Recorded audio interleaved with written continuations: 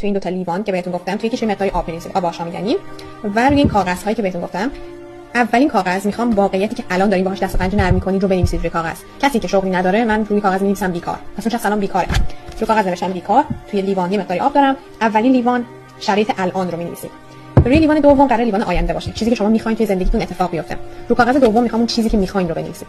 کسی که کار نداره، کار پیدا کرده، پس الان مشغول به کاره. رو کاغذ دوم می‌نویسید مشغول به کار. پس فقط یک کلمه روی کاغذ بنویسید، دستتون بگیرید و به حالتی که الان هست فکر بکنید، به مشکلی که دارید، به بیکاری. بعد می‌خوام چشمتون رو باز بکنید و به آب نگاه بکنید. حالا لیوان دوم رو برمی‌دارید. این لیوان آینده است، اتفاقی که دوست دارین و می‌خواید براتون بیفته. آب لیوان اول رو می‌ریزید توی لیوان دوم. لیوان کنار بذارید.